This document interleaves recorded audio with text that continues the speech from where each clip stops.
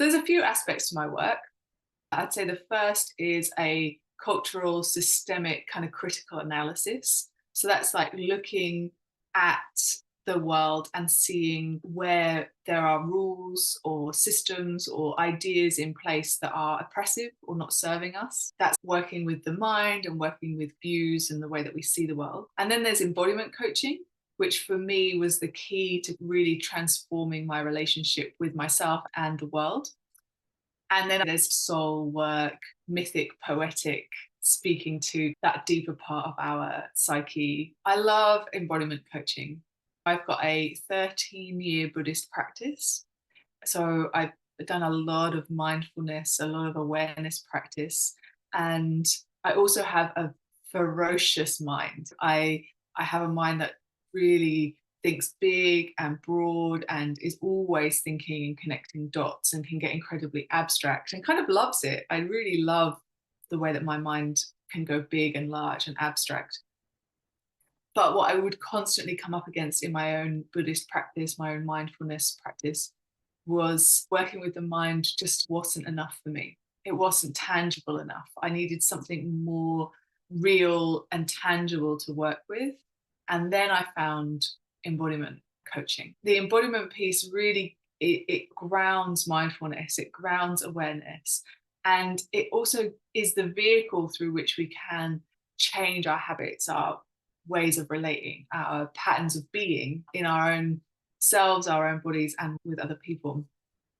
Awareness practice, I felt for me, it made me really aware of where I struggled or what my patterns were. Embodiment really helped me know what to do or gave me the way to transform it. Yeah.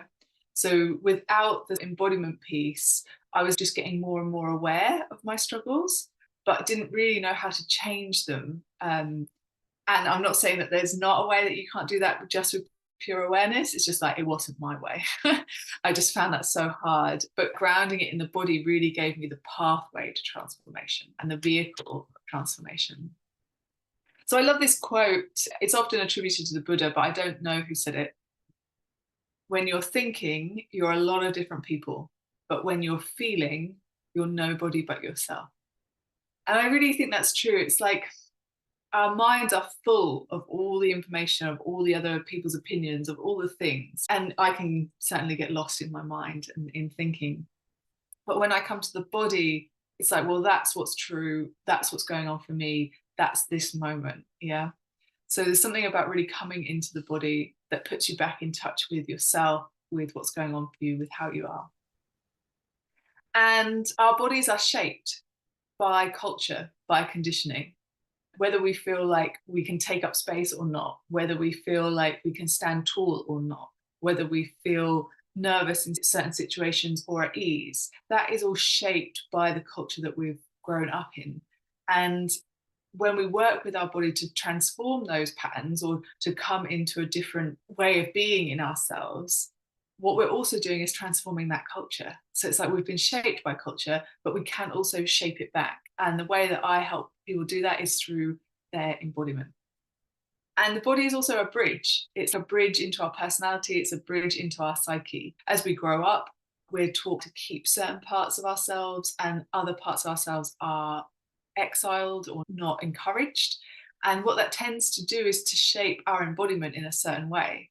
So these parts of ourselves that have either been exiled or abandoned, they're still there. They haven't gone anywhere. It's just that we're not able to fully embody them. So for women, that's often our anger. It's often our authority. It's often our desire or passion, perhaps. Could be our voice and the ability to speak. All of those parts, they're still there in our psyche, but we need to liberate them and bring them back into an embodied form. And the best way that I've found to do that is through the body. So as we work with the body, what we're doing is reclaiming these parts of ourselves that have been suppressed or not encouraged. And the more of our full selves that we can get on board, the more choice we have, the more range we have, the more possibility that we have to draw on in ourselves, which means we can make better decisions, we can think differently, we can imagine things differently, we have more genuine choices. The other part of coming back into our bodies and reconnecting with our embodied wisdom is that there is a hell of a lot of wisdom there. It's incredible when you work with a woman and you go to the body for the body's wisdom on a situation, and it has all of this intuitive knowing, these images, these ideas that the mind can't access. Yeah. So it's this well of wisdom. And it will also reveal to you who you are. It will do that through telling you yes or no. I like this, I don't like this. I feel relaxed, I feel tense. What you need, what you desire, where you feel good. And from that place of intuitive knowing, it will also reveal to you your unique blueprint for success. It will reveal to you like the routes that you need to follow, the threads of your nervous system that are going to lead you to being able to do the thing you want to do in the world from a place of actually enjoying it, and it not being terrifying, or it being pleasurable and sustainable rather than hard work and hustle. Yeah. And no one can give you that blueprint. I think we're so conditioned, especially as women, to look outside of ourselves for the answer, to look for expert opinions, to look for someone else's guidelines or blueprint for how to do something. And yet no one can give you that information. That is something that you discover through coming into your body, into your experience, and trusting your own authority, trusting your own nervous system to know. I think something about embodiment coaching really builds that capacity, first of self-knowing, and then of self-trust and self-authority, that you do have the answers inside of your body, inside of your system, for the problems or the struggles that you're facing. And what embodiment coaching does is it helps to unlock what you already know, the wisdom that you already have, and the unique pathway inside of you that will lead you to the version of success that you truly crave. There is no one size fits all, and I can't give you the answers, but what my work does is supports you to discover your own. Yeah. Once you have that capacity, once you've built that skill, your body will keep leading you where you want to go. You will always have the answers available to you. You will be able to trust and follow your own unique blueprint for success that just feels delicious. One thing that I see women struggle with is actually coming into action from a place of ease and pleasure. I've spoken about it before, but there's this sense of we can push and struggle, and we can do yang doing energy, which is important, but the model that we have for that is over stretched, over striving. It's got tension in it. It's like a pushing perhaps, or a sort of over giving. So I call that unhealthy yang. Yeah. So it's a yang that's out of balance, pushing. And then the correlation to that is if we've got unhealthy yang going on, we've probably also got unhealthy yin. So it's slightly collapsed. It might be overly adaptable, overly influenced. It can feel a bit boggy when we're in unhealthy yin, and it sort of lacks a vitality. Yeah.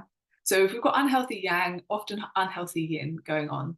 And what often is the missing piece is, well, healthy yin, but also learning what healthy yang feels like. So what does healthy, vitalized, moving energy feel like? What does taking action, coming into doing mode feel like when it's in balance, where it feels like an upwelling of vital energy, when it feels pleasurable, when it feels enjoyable, when it's not overreaching, overholding, overgiving, but it's fulfilling something of itself? Creative expression. What's that like? What I'm often working with women to do is find healthy yin and healthy yang. Yeah. So then the wheel can turn smoother. Then we can move from I'm in my doing, it feels pleasurable, it feels good, I'm getting stuff done, and I move into surrender and healthy yin, and I'm yielding and I'm surrendering and I'm asking for help and I'm not doing, and I'm able to just be. And then an impulse comes and I get to come up and I get to take action on that, and I do the thing that needs to be done, and I move through again. Yeah. Which women are designed to do, just like the seasons, just like the menstrual cycle, just like the rhythms of day and night. We're designed to yield, surrender, soften, absorb, nourish, and then we do, and we create, and we rise, and we put something out, and we come into doing, and then we surrender again. We let it go, and we take the fruits of that and we compost them and we come back to yin. So often what I'm working with is rebalancing unhealthy yang and unhealthy yin into a healthy embodied model. And we do that through finding out, how does that feel in the body? What's your version of healthy yang? What's your version of healthy yin? And it will look different for everyone.